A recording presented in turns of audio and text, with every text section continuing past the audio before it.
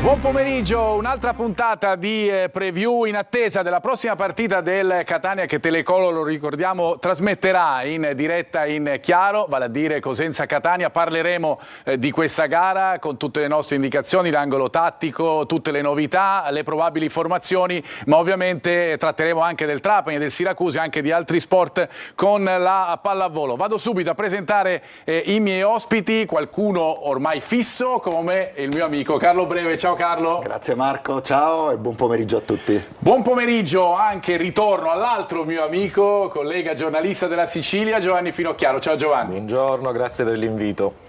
E poi alla mia destra, elegantissimo più che mai, professionale, Ermanno Florio. Ciao Ermanno. Buongiorno Marco, buongiorno a tutti i nostri telespettatori. Allora, noi possiamo essere solo eleganti, tutti vestiti di blu. Per la bellezza ci rivolgiamo dall'altra parte perché andiamo dalla nostra Anna, anche lei di blu. Ciao Anna. Ciao Marco, ma con voi così eleganti non potevo essere da meno. Noi vi aspettiamo i vostri messaggi al 342 77 12 855. Allora, siccome io voglio tornare subito da te Anna, perché tocca sempre a te fare il quadro della situazione partendo dalla giornata di campionato che ci attende e poi dalla classifica. Inizia questa sera la quarta giornata di campionato alle 20:30 con 3 partite: Foggia Latina, Monopoli Cerignola e Potenza Crotone. Domani alle 17:30 Picerno Casarano e Siracusa Benevento. Domenica 14 settembre alle 15 Atalanta Under 23 Altamura e Cosenza Catania. Alle 17:30 Trapani Casertana e alle 20:30 Salernitana Sorrento. Si chiude la quarta giornata lunedì 15 settembre alle 20:30 con Cavese Giuliano. Passiamo alla classifica. In testa con 9 punti Catania, segue Casertana, Salernitana e Benevento con 6 punti, Cerignola Picerno 5, Crotone, Giuliano, Potenza, Monopoli e Casarano 4, Atalanta Under 23, Altamura, Latina, Foggia 3. Cosenza 2, Cavese e Sorrento 1 punto, Siracusa 0 punti e chiude la classifica il Trapani con meno 1 punto. Dunque una siciliana, ciao Anna, grazie, a fra pochissimo, una siciliana in testa alla classifica, le altre due a chiudere, anche se il Trapani ha riassorbito praticamente quella che è la penalizzazione di inizio campionato. La settimana in casa Catania è stata una settimana contraddistinta anche dalla conferenza stampa dei due direttori, del direttore generale e del direttore sportivo. Allora io volevo partire, grazie alla nostra regia, con il primo contributo, perché qualche discussione chiaramente l'ha generata questa conferenza stampa, partendo da quello che ha detto il direttore generale Zarbano. Sentiamo. Abbiamo cambiato soltanto una cosa rispetto al passato, magari tante cose di conseguenza, ma solo una cosa. Noi ci siamo dati un metodo nel fare le cose. Ci siamo dati dei ruoli, ci sono i ruoli, ognuno sa quello che deve fare, c'è una condivisione del lavoro, della strategia. Tutte le operazioni messe in atto da Ivano sono state operazioni che sono andate in un senso ben preciso per noi, che sia quello giusto non lo sappiamo, lo dirà poi il campo, il tempo, però ci siamo dati una linea condivisa e su questo abbiamo operato e vogliamo continuare ad operare. Quindi non ci sono stati stravolgimenti. Nessuno stravolgimento, dunque, è il metodo. Parto da Giovanni perché eravamo assieme alla conferenza stampa. Questo metodo sta già producendo dei risultati? Sì, anche perché i risultati dominano su tutto. Risultati sul campo. Sul campo, l'organizzazione societaria, la discussione sul Torre del Grifo, a metà ottobre qualcosa emergerà. Certamente, ne parleremo fra poco anche di Torre del Grifo. La struttura societaria, come hanno spiegato Zarbano e Pastore, soprattutto Zarbano, ha evitato al vicepresidente Vincenzo Grella di accentrare su di sé responsabilità e dunque critiche, quindi adesso sono, come dire, suddivise in parti uguali. Poi è anche giusto che ci sia un direttore generale, un amministratore delegato, un direttore sportivo, e per quello che ho visto io anche il ritiro sui movimenti della società, sul mercato, soprattutto sulla partenza degli esuberi. Un risultato c'è stato. Un risultato c'è stato perché c'è stata una programmazione, come diceva Zarbano, che ha portato tutti i dirigenti a convergere su un'unica linea. Quindi Carlo. poi, se è vero che i risultati sono anche figli di una programmazione societaria, diciamo che questo inizio è stato sotto questo punto di vista incoraggiante. Carlo, la vedi anche tu allo stesso modo? Trovo la comunicazione di Zarbano molto diretta, schietta, semplice, snella, chiara, trasparente. Questi sono gli oggettivi che mi vengono in mente ascoltando quello che ha detto. Tutto risposto molto semplice, chiaro, e sta organizzando la società, hanno organizzato la società in maniera diversa rispetto agli altri anni. Ha risposto punto su punto anche alle nostre domande. Fra poco ci torneremo, legate ad esempio al bilancio, situazione particolare, lo sappiamo, il bilancio in rosso ripianato poi dalla proprietà. Io però volevo ritornare subito da Anna per alcuni messaggi ai nostri telespettatori e poi ritorniamo a commentare anche sulla conferenza stampa. Ho già le prime domande sul tema. Una domanda per Marco. Zarbano dice che non è cambiato niente, solo il metodo. A me rispetto all'anno scorso sembra invece cambiato tanto. Cosa ne pensi? Domanda anche per Giovanni. Quanto incide il ruolo di Zarbano nell'ordine che sembra essersi dato il Catania? Allora faccio rispondere prima a Giovanni, prima all'ospite. Zarbano è apicale, è decisivo, perché va a programmare non solo l'attività della società in sé per sé, ma anche si riflette tutto questo sulla linea di condotta della prima squadra. C'è stato un passaggio in cui Zarbano ha detto: noi siamo accanto ai giocatori, vanno quasi in campo con loro, e se l'esempio che il giocatore deve seguire è quello di un dirigente che è molto diretto, poi a un certo punto ha detto: io sono anche cattivo, perché poi in conferenza stampa si mostra gentile ed educato, ma quando c'è da alzare la voce magari probabilmente lo fa, l'ha anche fatto. Chiaro. Quindi se la linea di condotta è questa, evidentemente 3 vittorie su 3 in una piccola parte a incidere è stata la società. Io quando mi chiedono se c'è un cambiamento, torno all'altra domanda del telespettatore, rispetto all'anno scorso, io parlo sempre di quello che è successo durante l'estate. L'estate del 2024, ve la ricordate? La ricordano tutti i tifosi del Catania. L'estate del 2025 è stata completamente l'opposto, per cui anche in questo caso, se il buongiorno si vede dal mattino, c'è di che essere ottimisti. Vediamo invece cosa dice Zarbano sotto l'aspetto del bilancio, perché anche di questo gli è stato chiesto proprio da Giovanni in conferenza stampa. Sentiamo le sue risposte. Pensare alla sostenibilità in Serie C per vincere è pressoché impossibile, nel senso, anche se il Catania ha queste entrate che sono molto importanti, ricavi, abbonamenti, biglietteria e quant'altro, comunque non ha se vuoi fare una squadra a vincere, la sostenibilità la otterrai poi negli anni successivi, quando sarai in campionati differenti. Nonostante questo, però, in questa sessione di calciomercato, oltre a aver fatto queste uscite, aver razionalizzato, aver ricostruito, pensiamo facendo anche certi investimenti importanti, abbiamo ottenuto anche un notevole risparmio da un punto di vista economico e finanziario, notevole rispetto a quello che erano i costi, quindi c'è stato un abbattimento del monte ingaggi che si ripercuoterà nel bilancio del prossimo anno. Le fuoriuscite non sono state tutte pagate integralmente, assolutamente no, nel senso, non è che esci e paghi.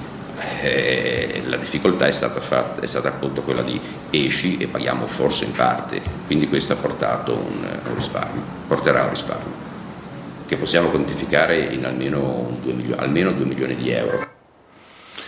Partirei dall'inizio e dalla fine, Giovanni. 2 milioni di euro di risparmio prodotti dal mercato, sostenibilità impossibile da realizzare in Serie C, molto difficile. Su questo sono stati molto sinceri, perché magari molti presidenti, molti dirigenti vanno ad arrampicarsi sugli specchi. Sì, ora vediamo qua. Il Catania ha speso tantissimo, ha ricavato anche tanto, perché la mia domanda parte da quello: avete un bilancio in rosso che continuerà ad essere in rosso, però Catania, a differenza di tutte le altre piazze della Serie C, non vado poi a fare paragoni con la B, con la A, se incassa 6.300.000 euro in una stagione da abbonamenti, merchandising, biglietti venduti al dettaglio, pubblicità, è una roba allucinante. 6.300.000 euro per una Serie C è una roba astronomica, e lì hanno parzialmente, non dico bilanciato, ma mitigato le perdite.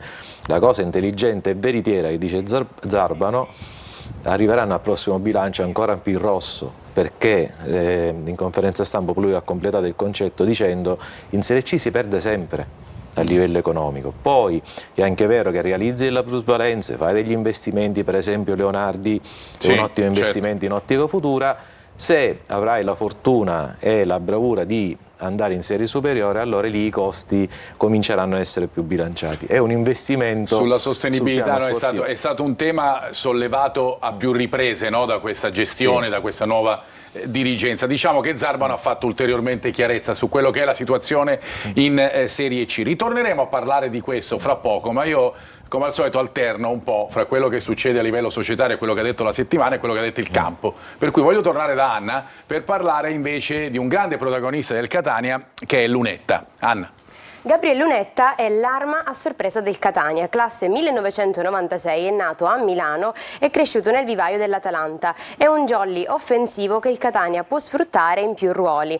Ha un contratto fino al 2027 e un valore di mercato di 275.000 euro. Nella stagione in corso, pur senza presenze da titolare, ha messo a segno 2 gol e un assist in appena 3 partite, con una media impressionante di una rete ogni 31 minuti giocati. La sua carriera racconta un lungo viaggio. Dalla primavera dell'Atalanta ha tante esperienze in Serie C fino alla Serie B con Reggiana, Alessandria, Sudtirolo e Lecco, passando anche per la Croazia.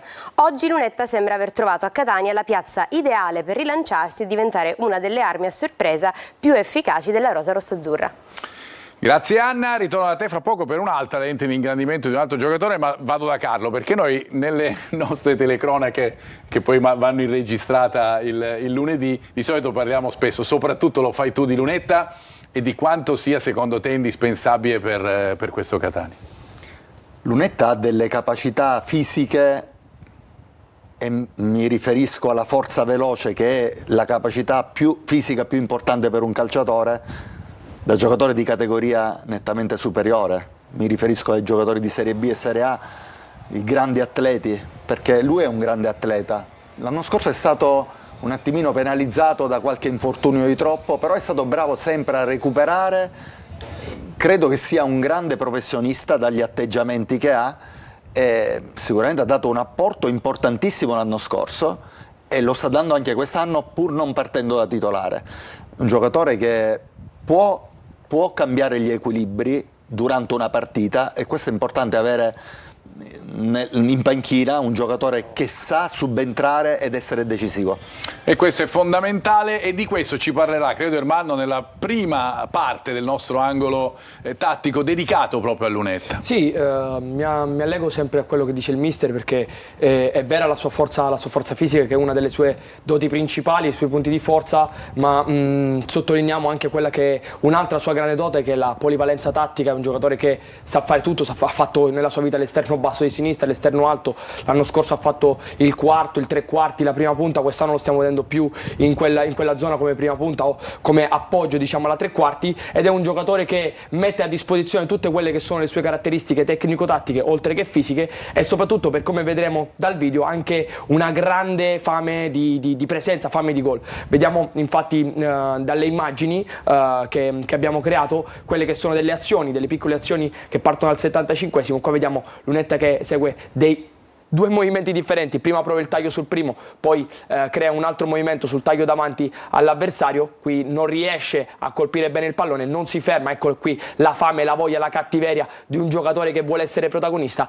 e si prendono lo spazio anche in questa situazione. Qua vediamo invece una differenza, no? Lunetta che non si muove da bomber ma sbraccia come un bomber, parte da fuori e si ricava il suo spazio. Qui vediamo una situazione dove qualche mister poteva in qualche modo storcere il naso, stoppa in netto vantaggio, lui però ha una fame e una ferocia incredibile, si avventa sul pallone e in qualche modo ostacola anche l'avversario, scusate, il compagno. Qui vediamo invece un'altra situazione, che è la situazione del gol, dove si stacca bene dall'avversario, prende spazio e tempo, è bravo a vincere l'uno contro uno, a spostarsela sul sinistro che è il suo piede forte e trova un gol dalla pregevole fattura. Casasola ha detto: se non mi avesse passato il pallone, non avesse segnato, io sarei andato a dire, ha detto dopo la fine della partita. Invece ha trovato un gran gol. Torno da Anna perché ci sono una parentesi social dedicata proprio a Lunetta, a quello che ha scritto anche sulle sue pagine social, e anche forse dei messaggi da casa, Anna. Sì, Marco, sulla pagina social di Instagram Lunetta scrive: davanti alla nostra gente una bella serata, con tutte le foto di lui in campo e anche di tutti e quattro, dei fantastici quattro che hanno reso fantastica l'ultima partita. Con tutte le foto Sì. dei giocatori che hanno segnato. E Non so invece se andiamo riusciamo. sui messaggi, Anna. Ci scrivono: ho un debole per Lunetta, a mio avviso è il nostro spariglia partite.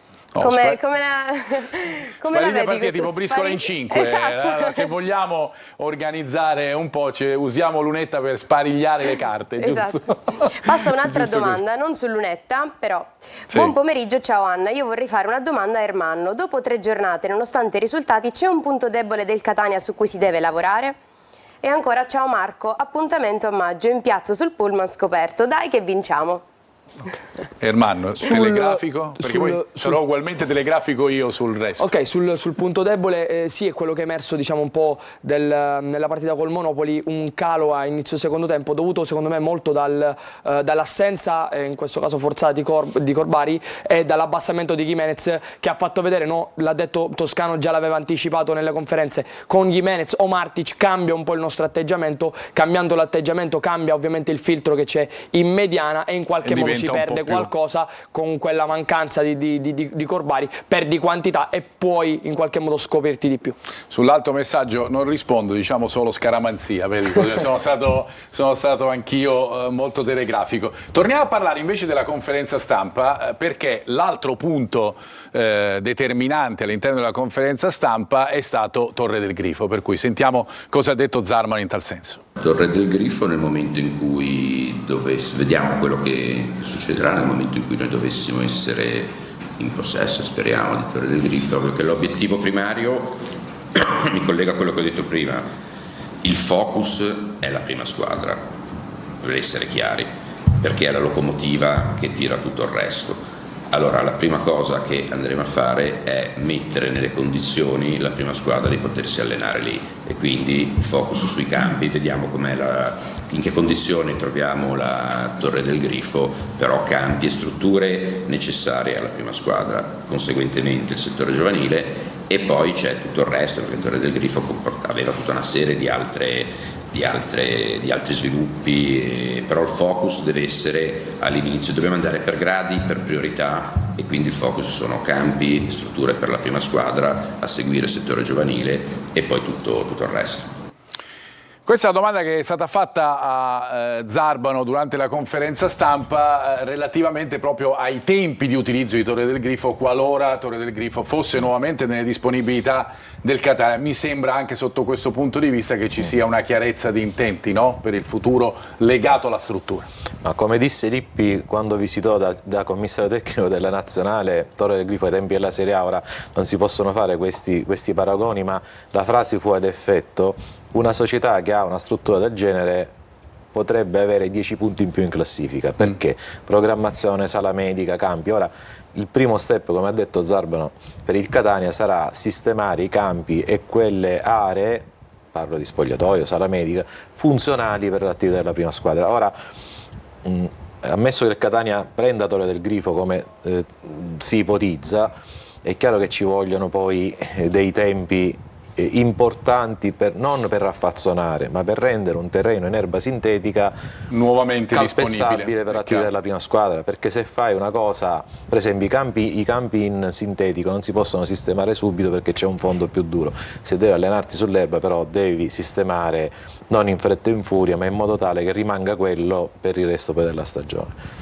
Ed è fondamentale, mister, andare, Carlo, allenarsi, tu lo sai benissimo, su un terreno di gioco, in una struttura che consenta come diceva anche Giovanni, un upgrade proprio della squadra. Infatti Zarbano è stato molto chiaro nel dire che quest'anno ci stiamo allenando al Cibalino e al Massimino. Quindi abbiamo detto che avremmo fatto questo e stiamo facendo questo. Inutile andare a cercare situazioni alternative perché non sarebbero produttive per il lavoro che stiamo facendo. Chiaro che quando si concretizzerà l'acquisto di Torre del Grifo, la prima cosa più importante è quella la squadra. di realizzare la ristrutturazione dei campi da calcio che siano utili all'inizio alla prima squadra. Ritorniamo invece da Anna per parlare ancora di un giocatore del Catania che si è messo in luce in questo avvio di campionato, vale a dire Donnarumma. Anna. Daniele Donnarumma è esperienza e affidabilità per il Catania, classe 1992, nato a Gragnano. Daniele Donnarumma è oggi uno dei profili di maggiore esperienza della Serie C, terzino sinistro naturale con la possibilità di adattarsi da centrocampista a centrosinistro. È cresciuto nel settore giovanile del Napoli. Donnarumma ha costruito una lunga carriera tra Serie B e Serie C, vanta 106 presenze in cadetteria e 191 apparizioni in terza serie. A Catania con un contratto fino al 2027 rappresenta oggi un giocatore di equilibrio e affidabilità. Ha 33 anni con un valore di mercato stimato intorno ai 350.000 euro. Donnarumma resta un punto di riferimento costante. Punto di riferimento costante è colui il quale riesce a richiamare l'attenzione di Carlo Breve, che mentre si leggeva la grafica faceva così, come per dire. Giocatore veramente forte. Il Catania, ma l'abbiamo detto più volte, sugli esterni non me ne vogliono Guglielmotti e Anastasio. Ha migliorato tanto queste due corsie in termini di qualità, di produttività a livello difensivo. Lui è un giocatore tatticamente intelligentissimo, lo trovi a fare il centrocampista, lo trovi a fare l'esterno, ti salta l'uomo, lo trovi in fase difensiva e lo trovi come attaccante, ha già fatto gol ed è entrato in tante delle situazioni da gol del Catania. Veramente un giocatore di categoria superiore, Donnarumma. E tanti parlano della coppia di esterni del Catania. Di un altro esterno ha parlato, poi ne voglio discutere anche con Giovanni. Pastore invece nella conferenza stampa, quando ha fatto l'esempio di Casasola, e sentiamo anche perché. Gli è stata fatta una domanda su eventuali rimpianti nell'ultimo mercato, quello estivo. Sentiamo. Non c'è stato un rimpianto o un obiettivo che... C'è stata un po' di delusione solo su una trattativa, ma fa parte del gioco sostanzialmente. Sicuramente, innanzitutto ci auguriamo che non ci sia bisogno a gennaio di fare chissà quali interventi, perché vorrà dire che quello che abbiamo fatto l'abbiamo fatto bene e soprattutto stanno tutti bene. Ma ove mai dovesse esserci la necessità, sicuramente non si tornerà mai su un obiettivo che non ha avuto la convinzione di venire a Catania.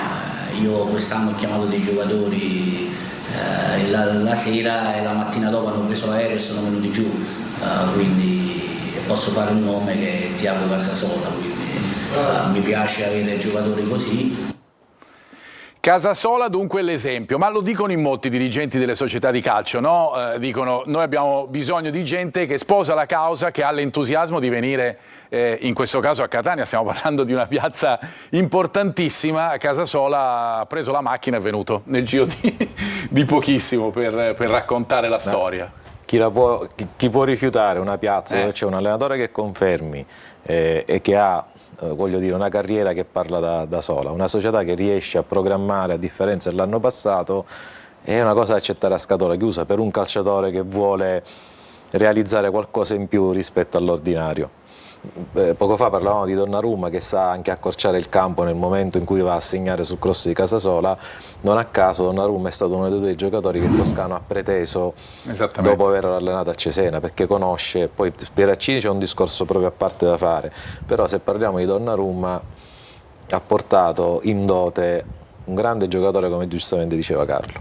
Allora io vorrei tornare da Anna per chiudere questa prima parte, perché ritorniamo sui contributi social, certamente su Dini che ha messo un video per celebrare il suo rinnovo del contratto fino al 2027, e vediamo se riusciamo a vedere quelle foto di Lunetta, Anna, e poi un messaggio per Giovanni, mi pare.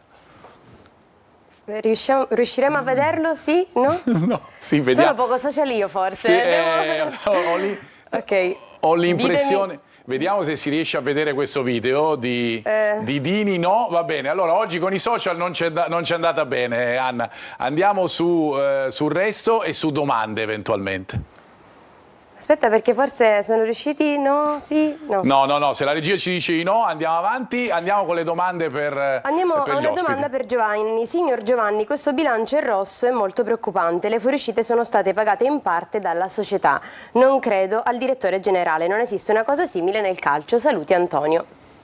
Esiste una cosa simile nel calcio, l'ho chiesto anche in conferenza stampa, la risposta del direttore sportivo o di Zarbano, Sì. è stata anche questa un po' singolare, perché ha detto noi siamo coscienti, è stato anche molto sincero, noi siamo coscienti di avere una perdita importante, perché in Serie C si perde solo, come accennavo prima, avremo una perdita ancora più importante, però abbiamo avuto rassicurazione da parte del socio di maggioranza, quindi Pelligra, che cosciente del percorso che deve fare in Serie C ha appianato tutto e ha intenzione di appianare tutto.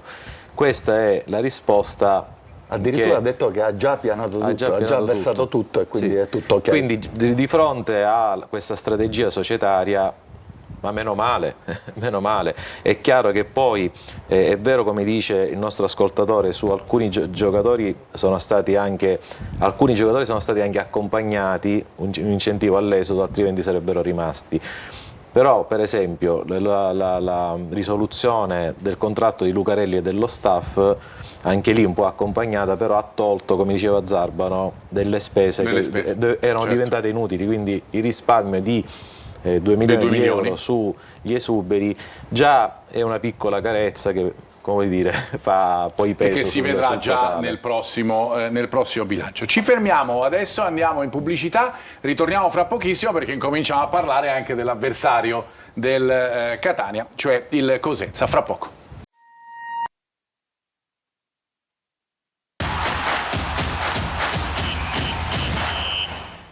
Seconda parte di preview, andiamo a parlare più da vicino del prossimo avversario del Catania. Non ne abbiamo parlato mai nei primi 25 minuti della nostra trasmissione, anche perché di carne al fuoco ce n'è stata tanta in questa settimana con la conferenza stampa dei due direttori. Io torno da Ermanno perché andiamo subito sull'angolo tattico e andiamo a verificare, come al solito facciamo, incrociando un aspetto del Cosenza con uno del Catania, partendo dal Cosenza soprattutto per quanto riguarda la pressione alta. Se la pressione alta è ben svolta, tutto a posto, se no ci sono degli spazi, no? Sì, diciamo che il Cosenza attiva due tipi di pressioni che si differenziano anche a seconda del tempo, nel senso, nel primo tempo il Cosenza è una squadra che viene a pressarti molto alto e che sgancia quelle che sono le mezzale in uscita forte, soprattutto in zona laterale, quindi prendendo il braccetto o l'esterno basso della squadra avversaria.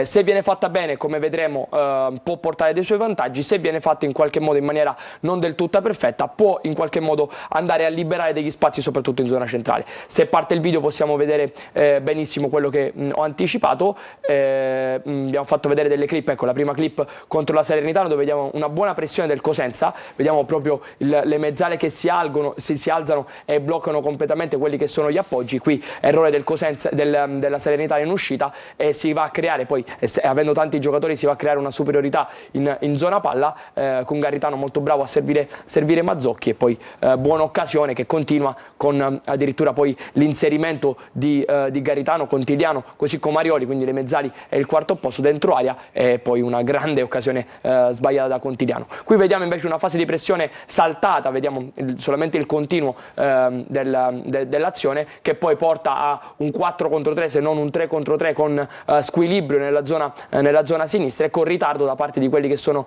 gli interni, mediani interni, per coprire gli spazi, e qua poi si va a generare un'occasione per la squadra calabra, in questo caso per il Crotone. Altra pressione non totalmente corretta da parte del Cosenza, che deve poi scappare con i 3-4 riferimenti dietro, e un grande spazio in zona centrale che viene poi occupata dall'esterno opposto in maglia rosso-blu, che attacca proprio questo spazio di intermezzo, quindi questo spazio tra i due reparti, e va alla conclusione in porta.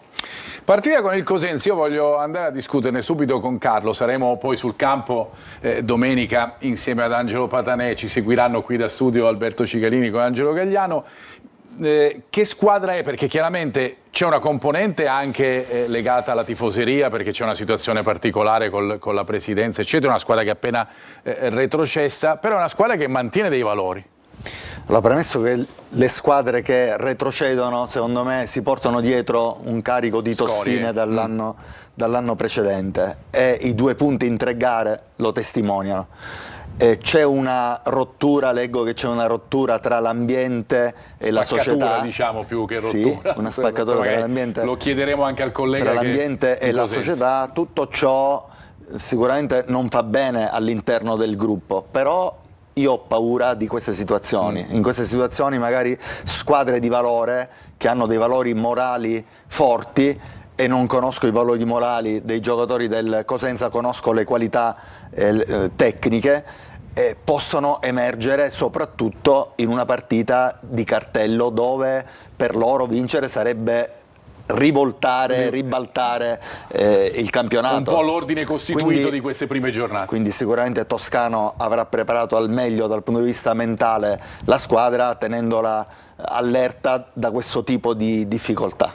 Ermanno, torno da te perché parlavamo della pressione del Cosenza, ma c'è la possibilità da parte del Catania, quando questa pressione non va in porto, di arrivare invece proprio la squadra rossazzurra a colpire, come è successo con il Monopoli. Sì, esatto, vediamo un pochettino la contrapposizione a quella che può essere una pressione. Se il Catania riesce a uscire dalla pressione, come ha fatto in occasione del terzo gol contro il Monopoli, se riesce a uscire da una pressione alta avversaria, ovviamente si liberano gli spazi, che sono gli spazi della profondità, la squadra avversaria deve scappare all'indietro, deve correre per 40-45 metri e ovviamente libera degli spazi. Se vediamo già dalle immagini possiamo vedere proprio quell'uscita con una palla avanti, palla dietro, che vede da Ausilio e Jimenez protagonisti, i due poi interscambiano nuovamente e l'azione continua. Vedi la difficoltà, no, per il difensore di scappare dietro e coprire gli spazi. Ecco che si libera quello spazio centrale che abbiamo fatto vedere anche prima, quando parlavamo del Cosenza. Arriva benissimo Aloi che col piattone la mette in fondo al sacco. E questo è quello che è successo con il Monopoli, che magari potrebbe ripetersi al San Vito Marulla qualora appunto la pressione iniziale del Cosenza non andasse a buon fine. A proposito di Cosenza, io ho con noi in collegamento il giornalista del ildot.it, Pier Giorgio Giorno da Cosenza. Ciao Pier Giorgio, buongiorno. Ciao, grazie a voi per l'invito. Allora, senti, io ti chiedo subito la situazione ambientale, perché è chiaro, ne discutevamo anche qui in studio, la settimana c'è stata anche una nota della società legata ad alcuni partner commerciali, c'è una situazione di spaccatura, noi così l'abbiamo definita, c'è un pubblico che magari non risponderà nonostante sia una partita di cartello. Sì, allora intanto ti do una novità proprio di 3 minuti fa. Il Cosenza ha nominato a sorpresa un nuovo direttore generale. Si tratta di Salvatore Gualtieri, ex Crotone e ex Frosinone, cioè un dirigente importante che ha contribuito anche a portare il Crotone in Serie A, nonché il Frosinone. Quindi c'è questa novità proprio dell'ultimo secondo. E vi chiedo la cortesia di abbassare un po' il ritorno, perché sento la mia voce quando parlo, se è possibile. Se lo faranno dalla regia, intanto tu prosegui per Giorgio. Sì, allora per quanto riguarda la questione ambientale, purtroppo sarà una partita di cartello per pochi intimi, perché la trasferta ai tifosi del Catania è stata vietata. Come tutti saprete, i tifosi del Cosenza sono in polemica con la società, che a sua volta ha chiuso le 2 curve, e quindi sarà uno stadio per pochi intimi. Mi spiace perché Cosenza-Catania sulla carta era il big match della giornata e meritava sicuramente una cornice di pubblico importante. La squadra di Toscano, che noi tra l'altro conosciamo benissimo perché con noi ha vinto 2 campionati, Mimmo, quindi conosciamo che le sue squadre giocano benissimo. Poi parlano i numeri, il Catania nelle prime 3 giornate 11 gol fatti, 0 subiti, quindi sarà sicuramente uno scoglio durissimo per il Cosenza. Pier Giorgio, senti, Sì. noi ci domandiamo, soprattutto a Catania ci interroghiamo anche sul sistema di gioco che potrà essere utilizzato da Boucher in questa partita, perché ha giocato con la difesa 3 nelle prime giornate di campionato, si è adattato con la difesa 4, è tornato con la difesa 4, poi tu ci spiegherai nell'ultima partita con il Crotone. Cosa dobbiamo attenderci per la partita di domenica? Guarda, io credo che si giocherà sulla falsa linea di Crotone, perché comunque a Crotone la squadra è andata bene, non ha subito gol, è stata bene in campo, quindi credo che Boucher insisterà col nuovo sistema di gioco. Nuovo per modo di dire, perché ha sempre giocato a 4, tranne l'anno scorso a Rimini nell'ultima parte che ha giocato a 3.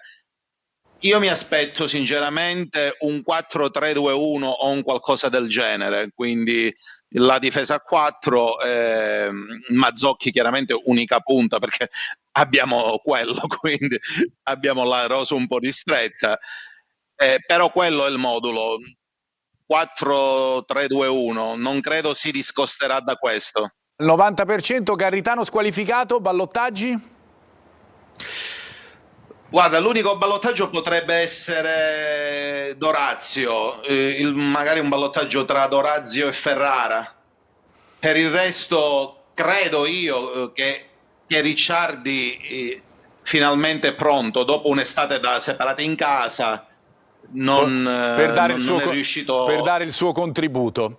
Grazie Pier Giorgio. Sì, ok. Grazie Ok. Pier Giorgio da Cosenza, Pier Giorgio Giorno, grazie per la tua Alla collaborazione e per le notizie che ci hai dato, anche questa del nuovo direttore generale del Cosenza nominato da poco. È indicativo, Giovanni, di una situazione un po' particolare, un po' difficile e di una partita, questo ti chiedo, veramente molto triste. Esattamente, Se guardiamo il considerando la grande rivalità anche che c'è fra le due piazze e fra le due squadre. Molto triste perché da un po' di anni che la presidenza a Guarascio viene vista male, cioè, motivi ben precisi, e che crea spaccature tra i tifosi, tra i giornalisti, perché anche i cronisti molti dei cronisti hanno disertato le conferenze stampa di giocatori e dirigenti, anche quindi dal punto di vista della comunicazione, la retrocessione, la gestione. Poi non voglio approfonditamente, non ne voglio parlare perché so quello che ho letto per sommi capi, che ha letto anche Carlo, quindi c'è una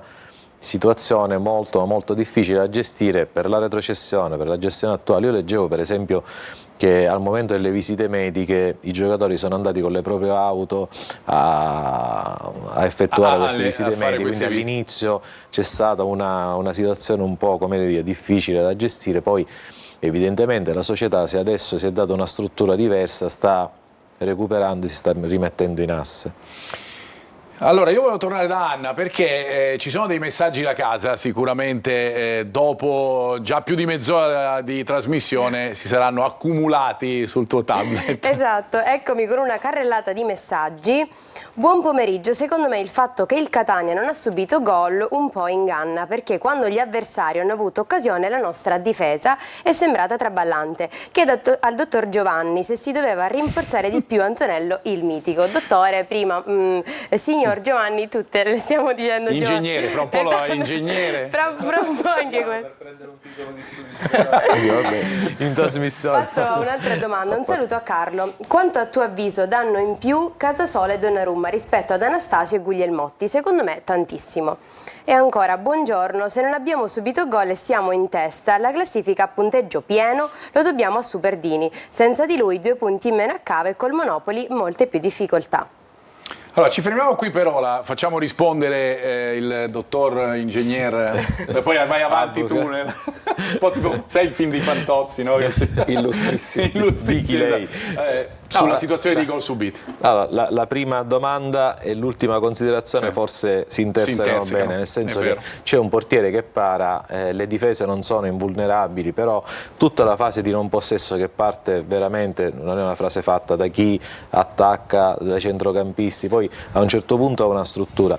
È chiaro che se affronti il Monopoli che ti fa soffrire, non è l'ultima arrivata, non sarà l'ultima arrivata, e riesci a resistere, già fai un passo avanti in autostima e molto altro. La difesa credo che sia completa, perché nel gioco delle coppie, io poi più in là vi inviterò a guardare, poco fa ne avevo fatto cenno e finisco, Pieraccini, perché l'ho visto in ritiro, centrale, braccetto di destra, braccetto di sinistra, e potenzialmente un giocatore che è diventato patrimonio del Catania, per età, per rendimento e per serietà. E probabilmente giocherà dall'inizio anche nella partita con il Cosenza. Carlo, Casasola, Donnarumma, vabbè. Sì, l'abbiamo detto. Abbiamo detto più volte. Cosa è cambiato? Quando dal punto di vista della conclusione, quando la palla arriva a Casasola, si conclude sempre con un cross di destro o di sinistro, ed è una costante propulsione offensiva. Secondo me lui è più bravo nella fase offensiva, nonostante abbia detto domenica che si sente più un difensore. È vero. Donnarumma è un giocatore completo. giocatore completo, sa fare tutto bene e quindi lì sicuramente qualcosa in più rispetto ad Anastasio, ma la carriera stessa lo dice, insomma. Sai che a proposito di avvocato, il vero avvocato sarà lui perché si sta per laureare, tra le altre cose. Abbiamo trovato Quindi, un titolo, l'abbiamo trovato. ma da affibbiare ad altri. Per noi restano solo quelli nobiliari. Perché poi lui mi disse, ma si può conciliare studio, calcio da professionista e come dire, attività?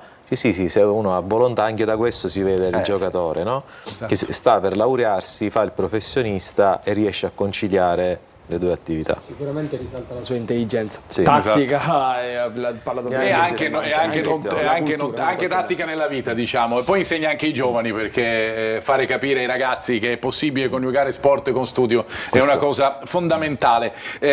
Cosenza e Catania, mettiamole ancora in confronto, Ermanno, partendo dalla tua prossima clip, perché il Cosenza fa un po' fatica ad arginare le giocate sugli esterni. Sì, Marco, ritorniamo proprio su quello di cui stiamo parlando, no? sul gioco sulle fasce, sul lavoro degli esterni, e partiamo dal Cosenza, che già abbiamo visto quando abbiamo analizzato il Monopoli. Abbiamo visto che i 3 gol del Monopoli sia in Coppa che in campionato provengono da cross laterali, e quindi dalla difficoltà del gioco aereo in qualche modo di arginare il cross del Cosenza. Poi si è vista questa difficoltà e la vedremo ancora di più col Crotone, ed è da lì che si creano le occasioni più pericolose della squadra di Longo. Qua vediamo proprio la prima occasione dove Cimino, il classe 2004, va a giocarsi l'1 contro 1 contro l'esterno del Crotone, qui è difficile per lui arginarlo. Altra situazione si viene a creare pure nel secondo tempo, dove si crea un 2 contro 1 con Cimino e Langella. Langella è un mediano, Cimino era il terzino di destra. Qui si va addirittura a utilizzare un 2 contro 2, quindi un raddoppio di marcatura, 2 contro 2 che non viene sfruttato, e qui su questo cross vediamo sia D'Ametto che Caporale in difficoltà, più D'Ametto che Caporale in difficoltà ad arginare questa pericolosità. Qua invece vediamo un esempio con la Salernitana, dove si crea il primo gol. Qui è Cannavò, che in questo caso faceva il quinto di sinistra, che cerca di limitare l'ingresso dell'esterno opposto, che poi va a calciare. Qui un po' anche di colpe la diamo a tutta la difesa oltre che a Bettorel, però difficoltà per quanto riguarda il Cosenza nell'arginare quelle che sono gli 1 contro 1 e i duelli soprattutto laterali, da cui si può creare pericolosità. E pericolosità il Catania la crea da quella parte, con gli esterni, ma in generale sulla parte esterna del campo. Sulla parte esterna la crea creando quello che spesso il mister dice durante le telecronache, su quello che è la presenza di 2 giocatori, la superiorità che si crea in fascia, con il 3/4 che si apre, o addirittura alle volte il braccetto che si inserisce, quindi quelle triangolazioni a 3 esterne, come possiamo vedere dal video. Anche nella partita col Monopoli si va a creare questa soluzione. Qua questa è una soluzione, una giocata standardizzata da fuori a dentro su appoggio della punta. In questo caso si ricerca addirittura Cicerelli che cade, ma la palla arriva sempre a forte.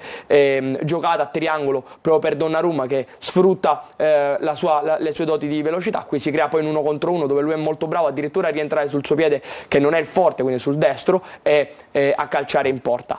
Qua invece sul secondo tempo vediamo un'altra situazione dove c'è Cicerelli e Donnarumma, quindi gli interpreti sono differenti, e qua vediamo Donnarumma, che abbiamo analizzato prima, rientrare, vincere il primo 1 contro 1, il secondo 1 contro 1 e rientrare sul sinistro, e poi andando sul suo piede forte mette il cross, e vediamo anche tanti giocatori dentro l'area. La palla poi arriva da lui, che si prepara per quello che sarà Sembra il successivo un po' gol. quello che è successo poi nel secondo tempo, anche se c'era un interprete diverso d'ausilio, però poi pressappoco è la stessa azione, e si ripete, Carlo, quello che dicevamo, no? La pericolosità proprio dalla parte esterna del Catania, e quello che Ermanno ci ha fatto vedere molto bene, quanto soffre il Cosenza da quella parte, potrebbe aprire un angolo tattico importante proprio durante la partita di domenica. Il Catania ha tanti giocatori che riescono lateralmente a creare superiorità numerica. Sarà importante l'approccio, sarà importante capire se il Catania vorrà fare la partita o aspettare un attimino il Cosenza. Sarà importante gestire durante l'arco della partita, nei secondi 45 minuti, anche i cambi, dove il Catania ha dimostrato di avere gli uomini in grado di cambiare la gara. Lunetta d'ausilio, ad esempio, nell'ultima partita l'hanno fatto stop, esattamente. Qual è, Giovanni, il giocatore che ti ha impressionato di più in questi primi 3 uscite? Che noi non riusciamo a vedere gli allenamenti, questo lo sapete pressoché tutti, non c'è più questa possibilità. Te ne cito 2 perché Pieraccini, che è entrato in partita in emergenza nell'ultima sfida col Monopoli, ha cominciato a destra bene, no, ha cominciato a sinistra bene, poi si è spostato a destra perché la sostituzione di Gerardi, e credo che abbia, qua Carlo mi può correggere, anche Ermanno, abbia come dire, fornito una prestazione lineare ma proiettata verso l'alto.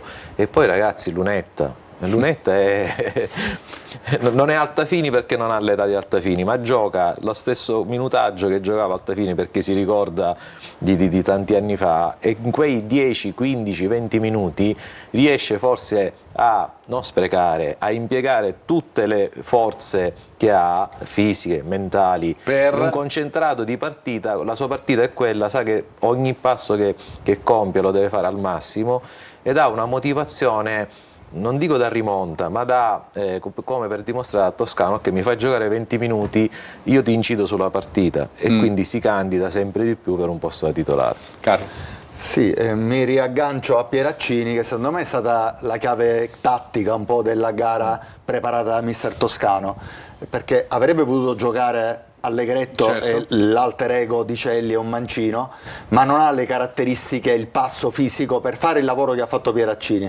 Pieraccini andava a pareggiare il conto a metà campo rispetto al Monopoli, andando in pressione altissima sulla loro mezzala. È un lavoro che un giocatore che ha le sue caratteristiche può fare. Probabilmente Allegretto avrebbe avuto difficoltà a fare una pressione così alta. È stata una chiave di volta del primo tempo della partita. Dalla parte sinistra, il Catania ha pareggiato la gara, ci sono stati dei duelli durante tutto il primo tempo, 10 contro 10, sempre gli stessi giocatori, ma quello che faceva Pieraccini era un azzardo, perché andava proprio altissimo anche a andarla a aggredire nell'area avversaria, perché era questo il suo compito, è stato scelto proprio per questo. Su questo avvantaggia la sua duttilità tattica e sicuramente anche la giovane età, no? 2004, quindi un giocatore giovane che comunque ha già diverse esperienze nei professionisti e che sicuramente ti sa dare qualcosina in più rispetto già a un giocatore navigato come poteva essere Miceli, no? Si parlava di Miceli tempo fa, sicuramente non ti poteva fare quel tipo di totalmente differenti, no, assolutamente. Statistiche a confronto fra Cosenza e Catania, andiamo con le nostre grafiche per presentare ulteriormente la sfida. Questo è un po' quello che abbiamo raccolto anche attraverso il lavoro del nostro Ermanno, con il valore della squadra che è molto vicino, quello del Cosenza a quello del Catania. Ricordiamo che fonte Transfermarkt, ma ricordiamo che il Cosenza è una squadra che l'anno scorso giocava in Serie B, e poi i gol fatti e quelli subiti, e voglio che Ermanno ci spieghi la terza e la quarta e la quinta voce, offensive index e defensive index. Ok, perché ritorniamo con un pochettino di lingua inglese. Esatto, perché poi l'offensive index non è altro che l'indice di pericolosità offensiva che si va a generare da tutte quelle che sono passaggi chiave, ingressi dentro area, tiri in porta, comunque azioni pericolose che crea una squadra nel piano offensivo. Vediamo il Catania è primo del proprio girone, questi i dati sono riferiti ovviamente al girone di Serie C, girone C, e poi invece defensive index è un indice di pericolosità invece difensiva, quindi quanto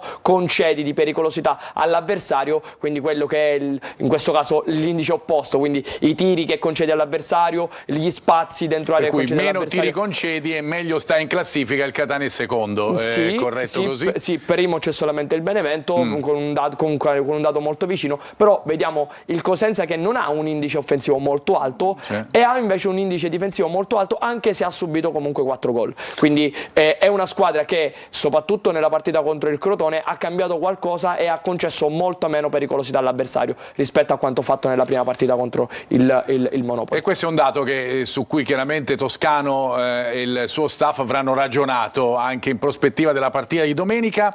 Il mister del Cosenza è Boucher, andiamo a conoscerlo meglio, anche se in tanti si ricorderanno di lui come giocatore, e alla sua seconda esperienza in Calabria, perché aveva allenato alla Vibonese, e in un'estate calda per il Cosenza non ha mancato di bacchettare la società, perché ha detto da 25 giorni servono rinforzi, l'ha detto dopo la prima partita di Coppa Italia. Una situazione anche da queste parole sono appunto del 18 di agosto, per cui stiamo parlando di pochissimo tempo fa. Il giocatore più rappresentativo, anche come diceva il collega di Cosenza è l'attaccante del Cosenza, e dunque stiamo parlando di Mazzocchi. Anche di lui abbiamo una grafica relativa di Simone Mazzocchi, che chiaramente ha fatto bene anche in questa prima parte del campionato. Ricordiamo che in Serie B aveva segnato 9 gol, si pensava dovesse andare via quest'anno, ecco qua la grafica, e invece un grande avvio per lui, 2 gol, un assist in 3 partite. Giocatore molto muscolare e bravo anche tecnicamente, ha pure il dribbling nell'1 contro 1 abbastanza forte, è il loro primo riferimento offensivo, quindi giocatore che è sceso di categoria ma ha forte senso di appartenenza, essendo a Cosenza da tanti anni, e quindi bisognerà tenerlo particolarmente d'occhio. Però non è, se posso aggiungere, non è un grandissimo bomber, cioè ha giocato tanto in Serie B, però in Serie abbiamo B, detto 9 gol in 2 stagioni in Serie B. Ha collezionato l'anno scorso solo 4 gol, in generale 22 gol in 152 presenze, e non è un attaccante, secondo me, a differenza di Fall o a differenza di Guida, l'attaccante della Cavese, quell'attaccante che sa andare molto in impatto aereo, quindi una delle sue difficoltà è anche il duello aereo, però come ha detto il mister è uno che sa calciare molto bene da fuori, vediamo il gol contro il Monopoli, è uno che ha grande doti tecniche. Quindi... Ed è partito bene, ed è partito molto bene, 2 gol non e un essendo assist. un grande goleatore, ha detto bene, fare 2 gol nelle prime 3 partite gli avrà dato fiducia, e magari, sai, gli attaccanti si sbloccano magari tardivamente qualcuno, quindi occhio veramente a Mazzocchi. È ritornato dopo 4-5 stagioni in Serie C, quindi sicuramente un giocatore che è abituato alla cadetteria. E si sta facendo vedere che cosa ha fatto in Serie C, appunto, con i 2 gol e l'assist. A proposito di partenze, io voglio andare dal collega a Siracusa, Marco Petrolito, perché la partenza del Siracusa, Marco, buongiorno, intanto non è stata certamente positiva, ma va detto che il Siracusa, contrariamente al Cosenza, è una neopromossa, non una retrocessa, e soprattutto il calendario non è stato certo dei migliori, e la prossima partita rappresenta un altro ostacolo durissimo. Marco. Sì, 3 sconfitte per il Siracusa, ricordiamolo, Salerno, Monopoli, Cerignola, che hanno segnato un inizio di stagione molto difficile per gli azzurri. Turati, che questa mattina in conferenza stampa, che si è conclusa tra l'altro qualche ora fa dopo la rifinitura anche qui a porte chiuse, ha parlato delle prestazioni della sua squadra, i cui risultati, come dicevate, tardano ad arrivare, concentrandosi principalmente su quelle che ha definito delle gravi disattenzioni, predicando calma e concentrazione in vista della sfida di domani pomeriggio, che, come dicevi, Alde Simone vedrà il Benevento con calcio d'inizio alle 17:30, una sfida anch'essa molto difficile.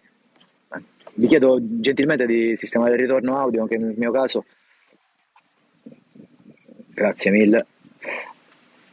Notizie dell'ultima ora da Siracusa: è stato confermato lo stop che era nell'area da qualche giorno per Giulio Frisenna, che aveva giocato uno scampolo di partita nel 3-1 di Cerignola e si è fermato in allenamento, quindi verrà rivalutato, sarà assente dunque per la sfida di domani. Per il resto diciamo che viene confermato l'utilizzo del consueto 4-2-3-1, magari andremo a vedere dopo la probabile formazione. Ricordiamo che c'è anche Parigini. La possiamo vedere anche subito. Sì, dicevamo che c'è Parigini che appare in ritardo di condizioni, Krastev e Gudelevicius che si sono allenati poco, e almeno altri 4 giocatori che non sono al meglio. Dunque Siracusa, che come abbiamo anticipato, giocherà con il consueto 4-2-3-1 con Limonelli e Candiano che vanno verso la titolarità. Scusate, il centrocampo con Ma, che è pronto ad entrare a gara in corso qualora dovesse esserci bisogno di una maggiore fisicità ed equilibrio in un reparto che deve dare maggiore protezione alla difesa, come abbiamo visto nelle ultime uscite del Siracusa. Poi in avanti naturalmente fiducia a Capanni con i 3 dietro che saranno Guadagni, Contini e Valente sulla sinistra, mentre la difesa a 4 prevede la presenza di Puzzoni sulla destra con Pacciardi e Bonacchi molto probabilmente dai centrali e Job che giocherà a sinistra. Grande fiducia comunque qui a Siracusa, il mister ha predicato calma, ha dimostrato con le sue parole ma anche con i fatti di credere fortemente nel primo risultato positivo della sua squadra, attesi oltre un centinaio di tifosi qui da Benevento, una sfida che si preannuncia aperta ad ogni risultato, che vedrà 2 squadre che molto probabilmente giocheranno con l'intento di conquistare l'intera posta in palio. Marco. Questo è l'obiettivo anche del Siracusa. Grazie Marco, ci risentiamo venerdì prossimo. Grazie per i tuoi puntuali interventi a Siracusa. Io voglio tornare da Anna perché poi devo salutare Giovanni perché ci sono incombenzi di lavoro, redazioni e riunioni di redazione che attendo. Anna, gli altri messaggi. Messaggio da Vincent. Il Cosenza è molto forte nelle ripartenze. Provano tiri anche da fuori aria. Con Dini in porta, questo Catania ha già quella sicurezza in più che mancava lo scorso anno? Invece Marcello da Mascalucia ci scrive: buon pomeriggio, i due direttori, Zarbano e Pastore, sembra il titolo di un film sportivo che spero ci porti lontano. Forza Catania. E ancora, il Catania merita almeno la Serie B. Speriamo che anche il Siracusa faccia bene in questo campionato e che domani possa aiutare il Catania fermando il Benevento. Forza Catania e forza Siracusa oltre ogni rivalità. Ovviamente da Nino da Siracusa. Domenica mi aspetto una partita combattuta, speriamo di fare un'altra vittoria, forza Catania. Una domanda per Carlo: quando Caturano sarà al 100%, secondo te cosa cambierà nel gioco d'attacco del Catania rispetto a quando gioca forte? Allora, su Dini abbiamo già detto, sugli altri messaggi ovviamente certo che sì, tifiamo tutti per le siciliane, in particolar modo per il Siracusa, visto che affronta anche un'avversaria diretta sulla carta del Catania. Su Caturano vorrei che mi rispondesse tutte e due, poi saluto Giovanni. Caturano è un giocatore letale negli ultimi 25 metri, più talentuoso rispetto a Forte. Forte è un predatore dell'area di rigore, fortissimo negli ultimi 16 metri, un po' si differenziano in questo secondo me i due. In questo si differenziano i due, Giovanni? Ma io lo definisco Caturano un animale da palcoscenico perché ha un'esperienza tale e ha segnato, è andato spesso negli ultimi anni sempre in doppia cifra. Andrà gestito perché un recupero, lasciamo stare l'età, un recupero del genere a livello fisico deve essere gestito in maniera definitiva.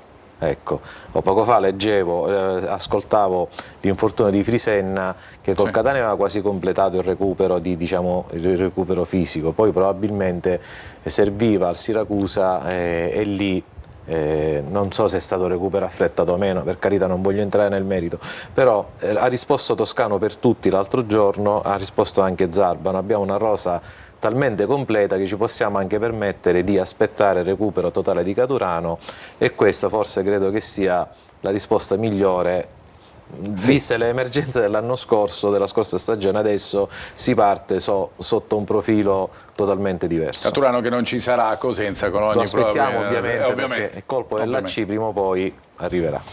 Allora noi ci fermiamo, ritorniamo fra pochissimo perché abbiamo gli ultimi spunti dell'angolo tattico, ci collegheremo con Trapani. Io saluto Giovanni, ti lascio alla tua riunione. Stavi meglio qui, dicelo almeno. C'è una bella aria condizionata. Solo per questo? No, tutto il contesto, però devo anche lavorare, se no domani che leggete. Giustamente. Grazie a te Giovanni, ci ritroviamo altre volte quando vorrai e noi ci ritroviamo fra pochissimo per la terza parte di Preview. A fra poco.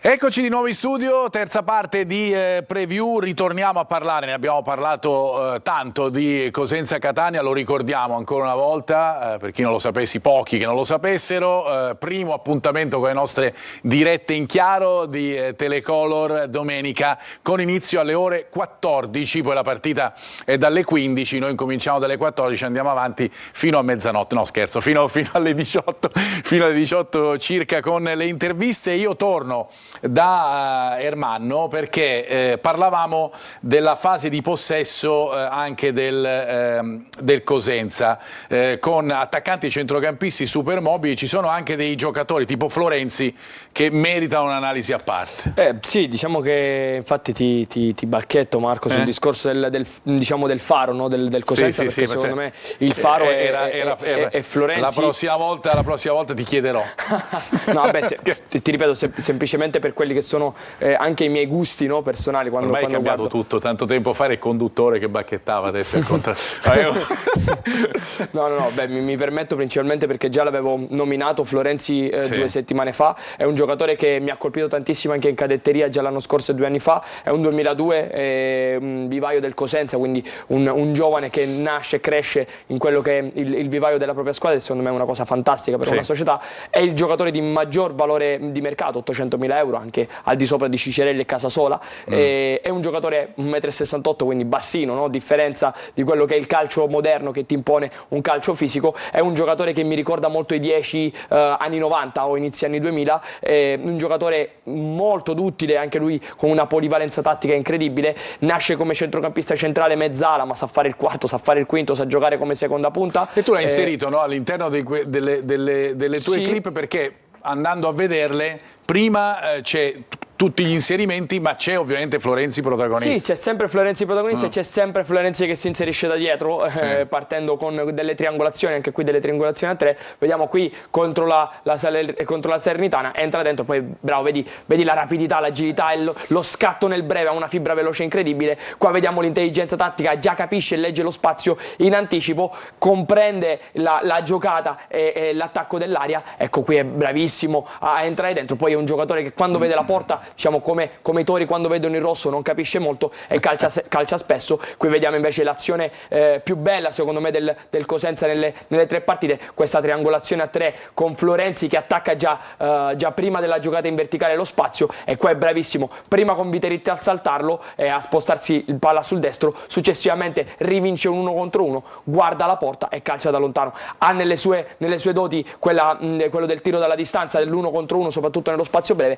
L'unica difficoltà sono difficoltà principalmente fisiche nei duelli aerei. Altra difficoltà può essere anche il discorso difensivo, diciamo che non è molto costante dal punto di vista della copertura difensiva, però è un giocatore che secondo me vale la pena valutare, anche perché è scadenza 2026, quindi chissà. Pastore potrebbe in qualche modo iniziare a pensare a qualcosa. E vedremo che cosa succederà dopo questo mercato del Catania, con tanti nuovi acquisti ma anche tanti giocatori ceduti. Voglio tornare, anzi prima di andare da Anna, guardiamo un po' le grafiche con l'ultimo periodo, diciamo, anzi praticamente il primo periodo del campionato del Cosenza, perché c'è la partita di Coppa Italia con la sconfitta in casa del Monopoli e poi i 2 pareggi, entrambi in trasferta, con il Monopoli ancora e con il Crotone, non 2 partite da poco, assolutamente, e poi l'altra partita non da poco. Diciamo che il Cosenza, anche lui come calendario non è che gli è andata benissimo, perché Monopoli, Salernitana, Crotone e poi Catania. Comunque la sconfitta con la Salernitana in casa, 3 partite giocate in campionato, e poi i risultati che vediamo. Voglio tornare da Anna perché andiamo a vedere i messaggi, sentiamo i messaggi nuovamente da casa. Messaggio da Enzo Marchese. Buonasera a tutti gli amici studio. Volevo chiedere a Carlo della scelta di Toscano di sabato scorso, l'abbassamento di Jimenez nei 2 di centrocampo. E ancora, a noi non devono interessare problemi societari del Cosenza, così come quelli delle altre squadre. Noi siamo il Catania, l'unica cosa che dobbiamo fare domenica è andare a vincere, con la lava nelle vene, salvo da Trappeto. Ultimo messaggio, ci scrivono: l'ultima puntata a Serie B conquistata, propongo che tutti partecipino indossando il completo del Catania. Io sono d'accordo, Marco. Ci sto. Vedremo anche qua scaramanzia come all'inizio, no? Quando hanno detto ti aspettiamo sul pullman in piazza, scaramanzia, non diciamo nulla. Carlo. Sì, sulla domanda di Enzo Marchese, che tra l'altro conosciamo benissimo perché è stato mio calciatore a Giarre, un autentico fuoriclasse dei dilettanti, poteva fare sicuramente una carriera migliore. Un De Zerbi, ecco, calcisticamente nei dilettanti. Per quanto riguarda l'abbassamento di Jimenez, cosa ne penso? È stato un attimino deficitario in quel quarto d'ora, 20 minuti che il Catania ha sofferto più il Monopoli. È stato il momento migliore del Monopoli, il peggiore del Catania. Secondo me lui diventa un po' pigro nel ruolo di secondo di centrocampo, accanto ad Aloy. Ha costretto, diciamo, Aloy ad un surplus di fatica che ha fatto volentieri Aloy, perché è in un momento fisico stratosferico. Pure qualche recupero importante lì in difesa, soprattutto passata questa fase più difficile, l'abbiamo visto anche riguardando interamente la gara. Poi un tantino meglio, però diciamo che lui rende di più da tre quarti, sicuramente. A proposito appunto delle difficoltà di quella fase dell'incontro, Ermanno, perché noi analizziamo ovviamente tutti i lati positivi di questa fase di stagione, ma anche ciò che nonostante la classifica non è andato bene, proprio quel momento lì il Catania ha rischiato parecchie volte, soprattutto ad arginare gli inserimenti nelle mezze aree. Sì, perché il Monopoli, diciamo, nel secondo tempo, all'inizio del secondo tempo, ha iniziato a portare tanti uomini, a spingersi, a buttarsi soprattutto alle spalle della linea difensiva, e ci sono tanti inserimenti nelle mezzale. Ecco perché ci ritorniamo al concetto di prima. Vediamo qui proprio la posizione del Catania su questa manovra offensiva del Monopoli. Qui Gherardi, leggero ritardo, poi c'è un inserimento della mezzala di destra che taglia le spalle di Casasola e quasi crea un pochettino di pericolosità, e c'è l'occasione più nitida col super parata di Dini, quindi il Catania che inizia a faticare, no? Nel contenere l'avversario. Qua vediamo l'inserimento di Volpe che faceva da mezzalo, da trequartista nello spettro offensivo del Monopoli, e vediamo poi dei 2 contro 2 difficili, ovviamente pericolosi da arginare, e quindi il Monopoli che, portando tanti giocatori in sviluppo e in rifinitura, in qualche modo abbassa quella che è la concretezza e la solidità difensiva del Catania. Questa è una cosa su cui deve stare attento, anche visto quello che abbiamo visto di Florenzi, o comunque di Counno o Contigliano, che siano le mezzali del Cosenza per domenica. Ci sarà anche Ritacchio con il Cosenza. Probabilmente sarà convocato, ovviamente l'ufficialità l'avremo domani. È un giocatore che da quel punto di vista offre delle alternative importanti, no? Sicuramente è 15 giorni che si allena, quindi avrà messo benzina nel suo motore, e per uno scorcio di gara potrebbe essere sicuramente utile. Fra poco ci colleghiamo con il nostro Franco Cammarasana da Trapani, ma siccome lui è molto attento a ciò che succede nel mondo dell'intelligenza artificiale, facciamo dare il risultato probabile. Eccolo qua Franco, fra poco arrivo da te, ma vado prima da Anna perché voglio sentire il possibile risultato dell'intelligenza artificiale che fino ad ora ci ha preso sul Catania, per cui continuiamo a riproporlo. Infatti lo riproponiamo proprio per questo e stavolta ci suggerisce che la partita termina 0-2. I risultati precedenti nel 2017 sono 0-1, 2016 1-2, 2016 ancora 1-1 e nel 2003 3-1. 0-2, 1-3, ma insomma cambia poco per l'ipotesi di risultato da parte dell'intelligenza artificiale. Grazie Anna. Io vado dal nostro Franco Cammarasana, non è un'intelligenza artificiale quella che guida il Trapani, caro Franco, ciao, però il Trapani è riuscito a recuperare il gap, no, di classifica, quasi recuperato di penalizzazione. No, diciamo quasi. Proprio questo e le ultime vittorie hanno consentito al Trapani un pochino in settimana di lavorare in tranquillità, soprattutto a correggere gli errori che non sono stati pochi comunque contro il Sorrento, anche se la squadra ha vinto, e soprattutto a reinventare la difesa, perché praticamente il girone è stato squalificato e poi ci sono gli infortunati Pirrello, Negro e Nicoli che non gioca alla prima partita del campionato, si è infortunato lì a Casarano poco dopo l'inizio, e lì potrebbe sopperire il fatto che in settimana sono diventati disponibili i giocatori ultimi ingaggiati dal Trapani, per cui è stata presentata l'integrazione della fideiussione, per cui il tecnico potrà avere a disposizione Motoc, Stramaccioni, Palmieri e Esposito, e proprio Stramaccioni potrebbe essere uno dei sostituti,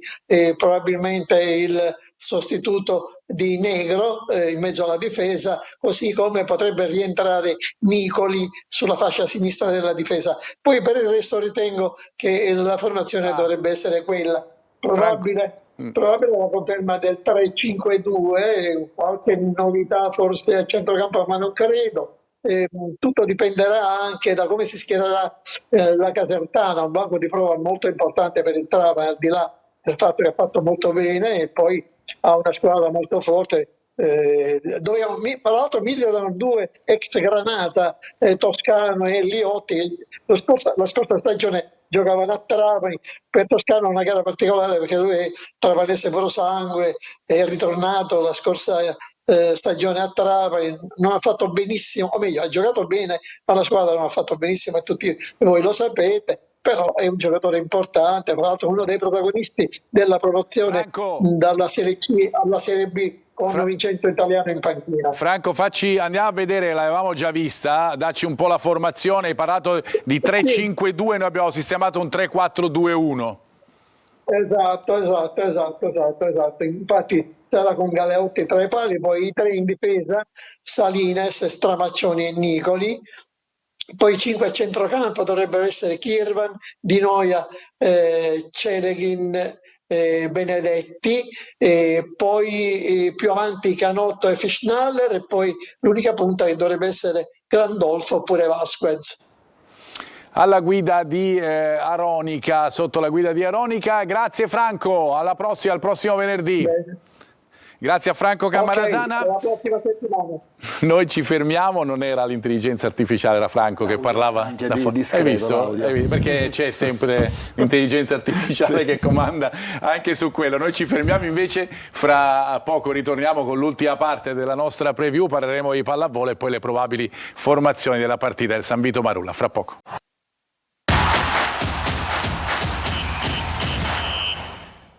Ho trovato anch'io un modo come bacchettare Ermanno perché si era alzato e non si sedeva, per cui è arrivato proprio all'ultimo momento. 1-1, hai visto te? Allora, andiamo a parlare di altri sport, perché ricordando che a Catania la prossima settimana, Carlo, c'è un appuntamento come importante di beach soccer, la World Winners Cup, dal 16 al 21 di settembre al Lido Blu. Ci sono i migliori 36 club del mondo pronti a sfidarsi sulla sabbia di Catania, per cui sicuramente uno spettacolo. Lunedì c'è la conferenza stampa di presentazione. Parlando poi di altri sport, lo spazio lo diamo alla Sviluppo Sud di Catania, che si sta preparando alla stagione che prenderà il via il prossimo 19 di ottobre. Sentiamo le impressioni di un giocatore di esperienza importante per la squadra etnea, vale a dire Marshall. Sentiamo.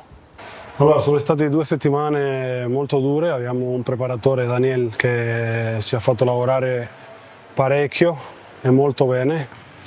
Le sensazioni che ho in queste 2 settimane sono molto buone, abbiamo un gruppo molto giovane, un misto di gioventù e esperienza. Quindi sono fiducioso perché da subito abbiamo creato una bellissima intesa e penso che i ragazzi abbiano tanta voglia di dimostrare, di fare bene in questo campionato, e in queste 2 settimane si è visto. E speriamo di continuare così perché è un campionato, quello da 2, molto difficile e ci vuole avere continuità all'ora di lavorare tutti i giorni. Sviluppo Sud, lo ricordiamo, il nuovo progetto della pallavolo catanese che parte dalla Serie A2, riparte dalla Serie A2 con l'inizio della stagione del volley di A2 fissato appunto al 19 di ottobre. È uno sport catanese, Carlo, abbiamo detto del beach soccer e sappiamo i risultati raggiunti, parliamo spesso della Meta Catania, parleremo fra pochissimo della pallanuoto perché preview non è solo calcio, lo ricordiamo, che fa anche da traino un po' al mondo del pallone. Sì, negli sport tutti, soprattutto i classici dello sport catanese come la pallavolo, dove abbiamo una tradizione veramente importante, sperando che anche questa pallavolo possa tornare ai livelli di un tempo.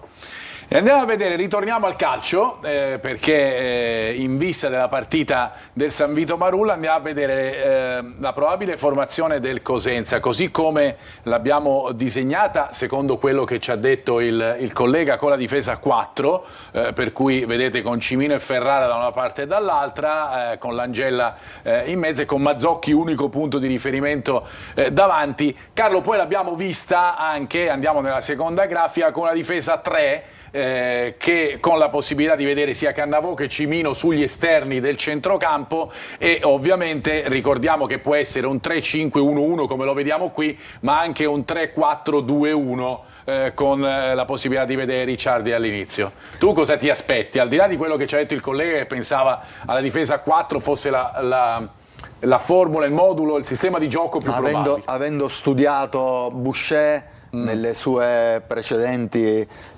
partite, sia quest'anno che negli altri campionati, è un allenatore a cui piace molto giocare a specchio con gli avversari. Quindi è vero pure che la partita scorsa con la difesa a 4 non ha subito gol, ma un allenatore che ha una sua filosofia probabilmente potrebbe scegliere di giocare con la difesa a 3 e schierarsi con un 3-4-2-1, così come si schiera a specchio col Catania. Quindi ambedue, vedremo domenica. Ricordiamo che gli uomini che scenderanno in campo. La partita è appunto domenica e domani c'è la rifinitura in cui magari potrà essere un po' più chiaro i problemi che abbiamo noi a Catania, cioè nel senso che non si può vedere l'allenamento, succedono ovviamente anche in altre piazze dove è un po' più difficile riuscire ad azzeccare le mosse degli allenatori. Ci proviamo noi sempre col Catania, però andando a farvi vedere la formazione dei rossazzurri che dovrebbe essere questa, che praticamente è un po' la conferma, anzi la conferma della squadra che ha battuto il Monopoli, con Pieraccini ancora lì, ci sarà Celli convocato perché ha ripreso ad allenarsi con il gruppo, ma è probabile che giochi Pieraccini nuovamente, ci sarà Di Tacchio, ma dovrebbero giocare all'inizio Corbari e Aloi in mediana, c'è il solito ballottaggio fra Imenez e D'Ausilio con la possibilità ancora questa volta che sia Imenez lì e Conforte, ricordiamo che al 99% non ci sarà Caturano, non parteciperà a questa partita e dunque c'è Forte lì davanti. Sì, è molto probabile questa formazione. Toscano ci ha sempre abituato di puntare su chi sta meglio fisicamente, su chi è più rodato. Questa è la formazione sicuramente più rodata. Noi facciamo il conto sempre con Alberto Cicalini, responsabile dello sport di Telecolor, su quante volte la prendiamo. La volta scorsa non l'abbiamo presa, ma solo perché Celli si è infortunato nella rifinitura. Nel corso della rifinitura vedremo se questa volta saremo stati bravi oppure no, ma in caso ci perdonerete, magari tornerete a trovarci anche venerdì prossimo, perché vi aspettiamo ovviamente. Intanto io, prima di salutare tutti gli ospiti, vi ridò tutti gli appuntamenti dello sport, partendo, lo ricordo ancora una volta, l'abbiamo fatto più volte in questa trasmissione. Prima diretta in chiaro per le partite in trasferta del Catania, domenica ore 14, Cosenza-Catania, con il commento e la cronaca di Angelo Patanè con il commento di Carlo Breve, ovviamente poi le interviste a fine gara. È un ricco prepartita di un'ora. Hai la valigia pronta, Gianmarco? Io ho la valigia, sì, ce l'ho qui sotto Bravissimo. il tavolo, anche se il viaggio non è lunghissimo, ma noi andiamo prima, sai mai che intercettiamo qualcosa. E poi gli altri appuntamenti, ovviamente già da lunedì si ritorna con anteprima corner e con corner. Noi invece ritorneremo come sempre venerdì prossimo. Carlo, grazie di tutto. Grazie, Marco. La tua valigia vedo che è anche qui, anche per cui siamo pronti per andare a Cosenza. Ci ritroviamo in campo al San Vito. Ci vediamo Marulla. domani, buon pomeriggio a tutti. Ci vediamo domani con tutti pure. Ovviamente. Carlo, grazie. Domenica. Grazie Ermanno, sì, ma l'avevamo capito. Ormai sai, non è che ci capiamo più molto sui giorni, quelli che sono e quando si gioca, gli orari in cui si gioca, ce ne sono un po' tanti. Grazie Ermanno, grazie sempre della tua puntualità e precisione. Grazie Ermanno Florio. Grazie Marco, grazie a tutti. E grazie ad Anna per la sua simpatia e per la sua bellezza. Ciao Anna, grazie. Ciao Marco, grazie a te. Io vi aspetto venerdì prossimo qui alle 14:30. E io, visto che l'ha detto col sorriso Anna, scompaio e lascio il sorriso di Anna, ricordarvi appunto che vi aspettiamo venerdì prossimo per Preview. Grazie a tutti, alla prossima.